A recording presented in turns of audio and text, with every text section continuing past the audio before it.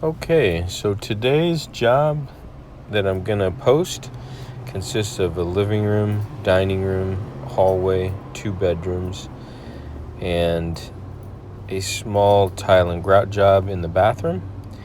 I'm gonna be using my new Mighty Eco Pro 14 Lite. I'll use some Ironman pads as well as a fiber pad to pre-scrub all the carpets today. You can see there's some soil. Not too bad in that one, but the grout lines are pretty heavily soiled on this job in here. And again, it's just a general cleaning, so I'll use my Dragon Fire. I'll spray her down. I'll use the grout brush, and I'll get in all the grout lines. And then I'll use the regular flat brush and do the surface real good. And then I'll just mop it all up with a dry towel. Let it air dry, and I'll show you the results. It should come out absolutely beautiful. So stay tuned, and I'll catch up with you further along in this video.